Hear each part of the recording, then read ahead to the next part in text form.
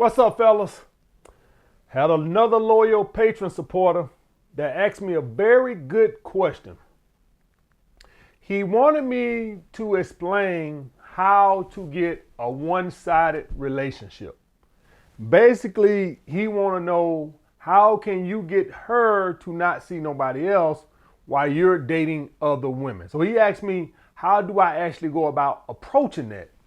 And I had to think about it for a second, guys, because like I tell y'all guys, I just move organically. Everything with me is not a strategy. It's just everything just kind of happens by natural, right? Naturally, right? Like when you guys walk, you don't think put one foot in front of the other. You just walk. It's natural, right? When you start talking, you don't like, wait a minute, when I want to say my T words, bring my tongue to the top of my, you don't think, you just talk, right? It's just natural, right? So when I'm interacting with women sometimes, I don't even actually think about stuff as a strategy. So when he had to ask me, I had to think about, how the hell do I go about approaching that situation? And I had to actually think about it. It's not actually a conversation that you have. You don't sit down and say, hey, listen here, babe. This is how this gonna be. I'm gonna fuck other bitches and you gonna be committed to me. Ooh, that kind of rhymed too. Damn, that was pretty good. I put that on a shirt. It'd be some dickhead, LMS, put that on a shirt. You put it on a shirt, sons of bitches, nobody buy the motherfucker. So you don't trick me with that goddamn put it on a shirt bullshit. All right. But anyway, getting back to it. So it's actually not a conversation that you actually sit down with a woman and actually have. It just kind of organically happens. All right. So the first thing, guys, how this organically happens is you build an attachment. All right. So you get her to really, really, really like you, right? You build an emotional attachment. Y'all guys, I got several videos on how to build an emotional attachment, right? So it takes a little period of time. You got to pass all her tests, all this other type of shit, right? You got to know how to make her chase you, right? She got to view you as an alpha, okay? You're not going to get this from a woman who views you as a beta unless you're a naive beta male provider, right? I mean, a non-naive beta male provider, which means that you provide for the woman. She don't love you. You know she don't love you, but there's some providing there. Okay, that's a non-naive. I know his name ain't supposed to be said now, so I'm just gonna say the D guy, right? And he's the best one off the top of my head who comes to my mind, right? I guess Hugh Hefner would be one also, if he was still alive, but the D guy starts with a D. All right, he was the one with Cassie. I ain't say his name. I'm not even gonna say his damn name no more. But he strikes me off the top of my head as a non-naive beta male provider, right? Right off the top, right? Naive beta male provider would be somebody like Kevin Hart, who marries a woman who obviously anybody can see, a blind man can see, Ray Charles can see, views him as a beta male provider, right? But he goes and marries her, right? So that's why I call it naive beta male provider. Okay, so yes, as a non-naive beta male provider, she would go for it because you're paying her, right? You are overcompensating, so she turns a blind eye. Okay. As far as all y'all guys who would talk shit and say, well, ain't that woman probably sleeping around with somebody else and all this other shit? Guys, we don't worry about that because that can happen in a monogamous relationship or a marriage, right? So we don't get off into all the what ifs. Well, she could do this. She could do that if you're married, motherfucker. Okay? She could do that if you're married. I just watched the episode of Unsolved Mysteries where the woman was married to a dude and she basically, what was the bitch name? Y'all guys can look the damn shit up. His name was, I just watched the episode this morning. I can't think his goddamn name, but I just watched the shit on Tubi this morning, whatever the fuck that, Pluto, one of them free apps. And she married the dude. He always thought that was his daughter. And then come to find out later, the mama just married him because, the family wanted that. But that wasn't even his child. And so after he died, the father died, the non-biological father died, the mother told the daughter, and the daughter go finds the real daddy. You see what I'm saying? So we not finna get off into all that bullshit. I wish I could think of the dude's name, because I actually looked him up. He dead now, but I actually looked him up too to see if he was still alive, and he was dead. But anyway, so we don't get off into that. Well, she probably fucking somebody else. Your wife probably fucking somebody else. Your girlfriend probably fucking somebody else. All right? The chick I've been dealing with all these years probably fucking somebody else. We only go by what we catch. I'm not finna be walking around with binoculars in a bush trying to catch no woman and putting goddamn air tags on a car and all this other shit to catch a woman cheating and hiring private investigators like Richard Gere in that movie Unfaithful. I'm not finna be doing all that bullshit, guys. All right? So we don't get off into all that. Okay? But number one, you gotta build an attachment. Two, guys, you got to provide great value. Now, I just did the love language video on my Patreon, so y'all guys know how to provide this value. But basically, guys, is to sum it up, you got to make it worth a while. So basically, this providing value allows you to get it into the investment part. So basically what you have, guys, is you have an attachment, right?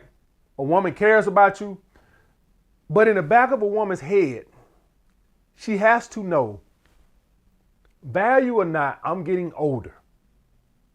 If women didn't age, guys, if women were like fucking Superman, where they just stayed the same fucking age, then obviously women wouldn't really care about this shit that much.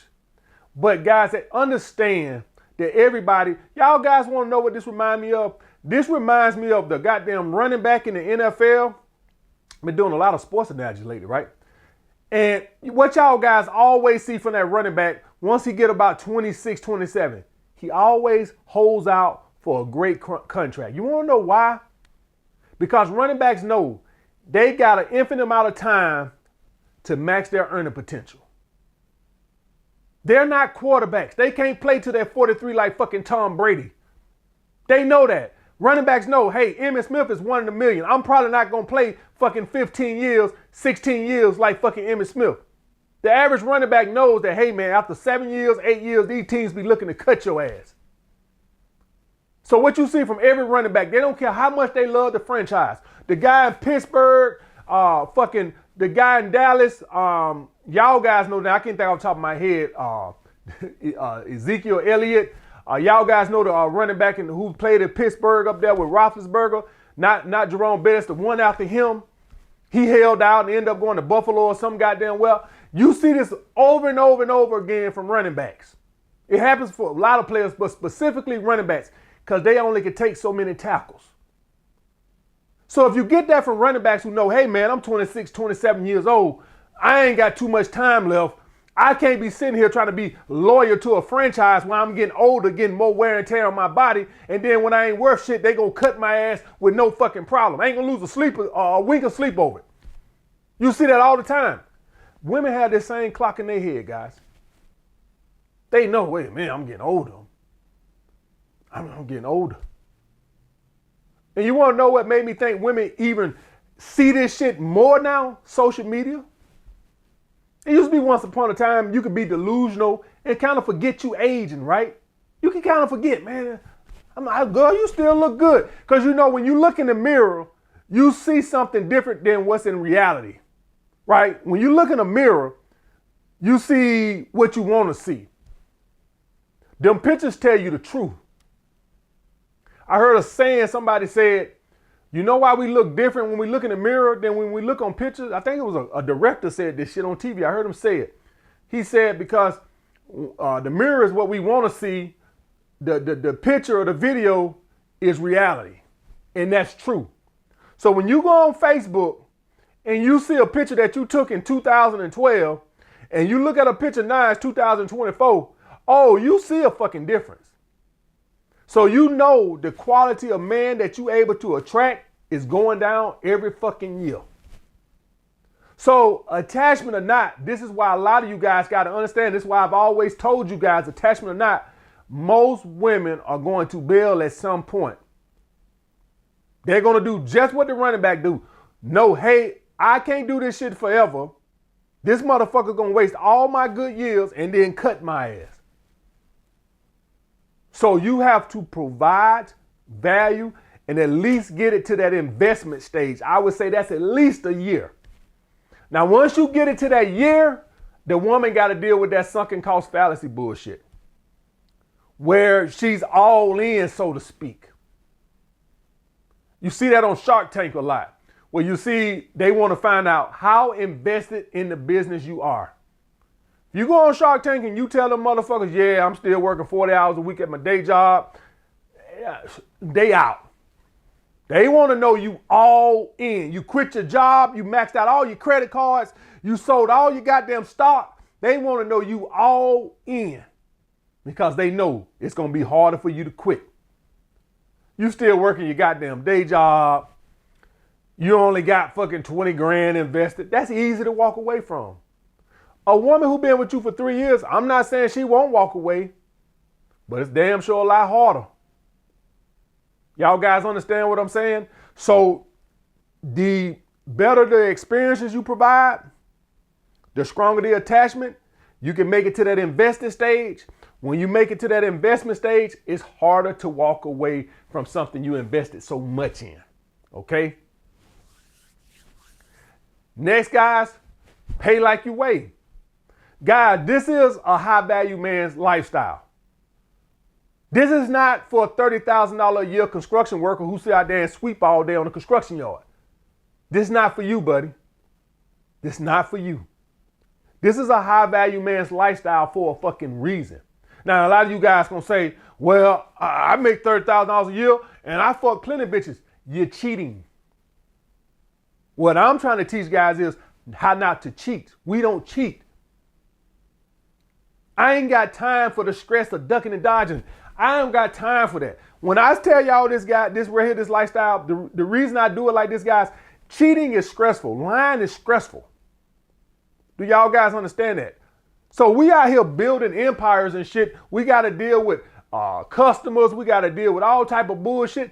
The last thing I got to do is want to worry about is ducking and dodging and all this other shit, man. I don't have time for it, guys. If you want to do that, yeah, you can fuck a bunch of bitches. I fucked a bunch of bitches in the basement. Now understand, I was the fun toy. Y'all guys want to, I'm finna get off on a little rant. Y'all want to know one of the worst things I hate about being high value? Why I always got to be considered boyfriend material? Man, I never did none of this shit in the basement. Bitches that looked at me and said, he fine. I never had a girl in the basement press me for a relationship. They just said, oh, he cute, he jacked, let me suck his dick. I never had none of this. Soon as you guys get high value, everybody want a commitment. And man, guys, by the last 3 or 4 years, I meet girls on the first fucking date, and these bitches are asking me what's my opinion on marriage. This shit is sickening. Makes my dick itch. If I had one more conversation about some goddamn what's your opinion on marriage, no, why ain't had these conversations in the basement? Nobody asked me about no goddamn marriage when I was in the goddamn basement. I'm sick of it. But getting back to my point, this is a high value man's lifestyle, guys.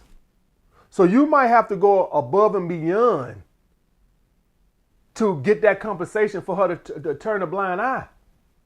You understand, guys? So, number one, she builds the attachment. That makes her close all the other guys off. Y'all guys understand that, right? When a woman builds an attachment, she don't want to open her legs to another man. So that's number one. You ain't said nothing, she just automatically closes herself off. 2, you provide experiences, right?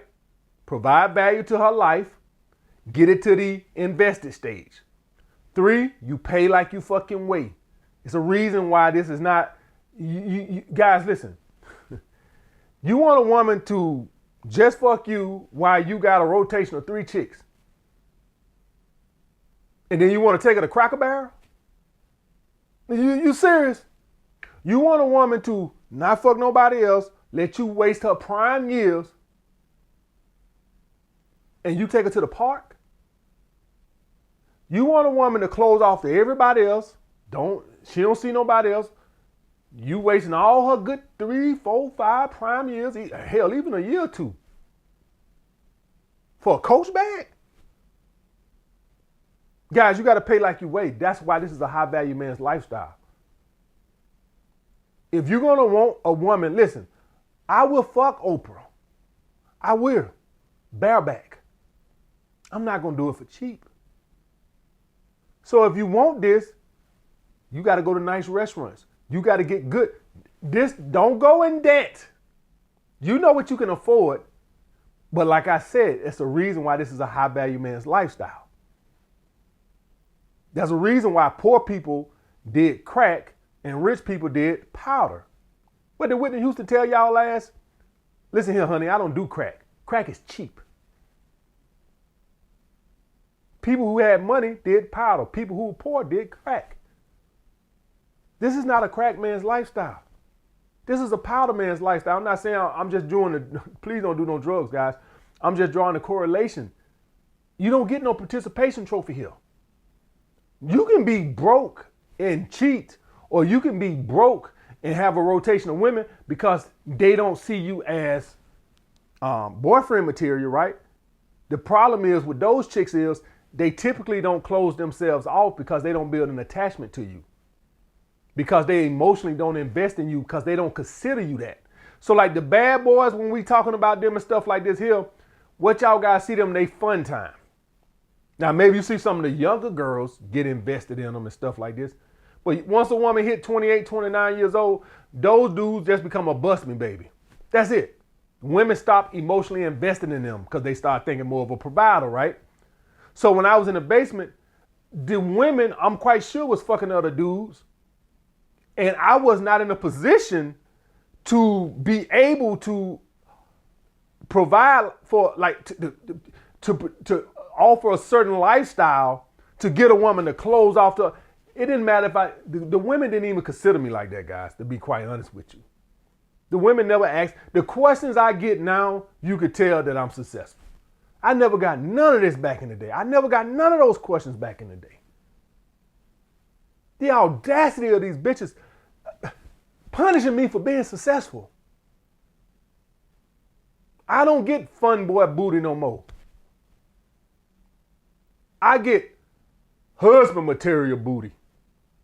Which means, for all y'all guys wondering what that means I get a bunch of goddamn marriage questions and relationship. And when was it? I never got none of that in the fucking basement. It pisses me off. And lastly, guys, see no evil, hear no evil. And what that means, guys, is this here. You don't actually tell a woman, hey, I'm seeing other women. You know, in the Italian mafia, the guys don't tell their wives, hey, I'm finna get ready to go to my Guma's house. They don't do that. They don't tell them that. It's just assumed. So you don't blatantly tell a woman, hey, last night I was with another one of my bitches. You don't talk about that type of stuff. She closes herself off to other men and you do your thing. What tells this, guys, is that you're not in a committed relationship. That says everything. If you wanted to be with just her, you would be in a committed relationship. If a team didn't want to trade you, they would give you a no trade clause. If a team wants to keep the no trade clause, what the fuck does that tell you? Now, the team is not going to tell you, hey, we want to trade you or we might trade you. The fact that they didn't give you the no trade clause tells you that they open to trading you. See, you don't always got to blatantly say shit, guys. A non-commitment means just that. He's probably seeing other people or he's open to it. Me being a team, not giving you a no trade clause, what does that tell you? I want to trade. I might trade you if something good comes along. So that don't mean as a man that just because you're in a non-committal relationship that you're seeing other people. It just means that I want to be open to it. So you don't actually tell her. The non-commitment does the talking for you. If I don't give you the commitment, then that tells you I want to see other people. For all you guys who back in the day, one thing was you get tired of going to the club and then you start pressuring a girl for a relationship, right? Because you want to lock her ass down. And a woman tell you, trying to slow you down, like, well, hold on, let's take our time, this, that, and the. I know that shit sounds crazy now, right? But that's how it used to be back in the day, right? You find a fine girl that you like, man, I won't lie, I want her to be my girl. So you start want to, push up on her for a commitment, right? And the woman would slow you down. And now, me being older, I realize why she wanted to slow you down. Not saying that I want outside dick. I just want to be open to the opportunity that I can get outside dick. So that's how you get a one-sided monogamous relationship, guys. Okay, that's how it's done. You don't actually have the conversation. Your actions, the fact that you don't commit says everything. But to get it to that point, you got to provide a lot of value. The attachment closes her off to other men. You provide value. You get it to the investment stage. Once you get it to the invested stage, now you got to provide even better value. Got to pay like you weigh. It's not a broke man lifestyle. Hey guys, stop wanting to get a fucking participation trophy. Just because you breathe air don't mean, listen, just because you feel like you're entitled to go stay at the Four Seasons for the weekend, if you can't afford it, you can't afford it. If you want a Rolls Royce, it don't mean shit if you can't afford it. You can't expect a woman that's attractive to be in a one-sided relationship with you for some goddamn Ruby Tuesdays. The way it is. I'm sorry, I don't know what to tell you. Now, you can have 20 bitches, right? You can have 20 bitches either cheating or they just look at you as fun time. I had that. But the question was, he wanted a one-sided monogamous relationship. That's what the question was. Anybody can have 20 bitches they fucking either cheating or the woman is sleeping with other dudes. He wanted a one-sided monogamous relationship, and this is how it's done. All right, guys, I'll get back with you guys later.